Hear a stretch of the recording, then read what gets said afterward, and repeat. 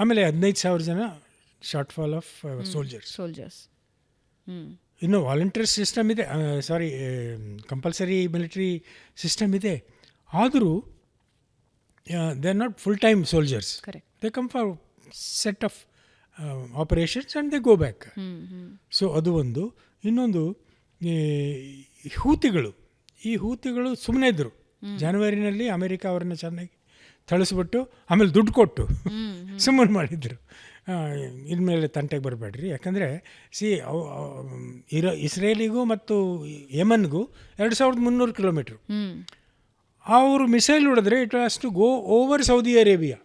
ಅಲ್ಲೇ ಬಿದ್ದುಬಿಟ್ರೆ ಮುಗೀತು ಅವ್ರದ್ದು ಕತೆ. ಸೊ ಅದಕ್ಕಾಗಿ ಸೌದಿ ಅರೇಬಿಯಾನು ದೇ ಆರ್ ನಾಟ್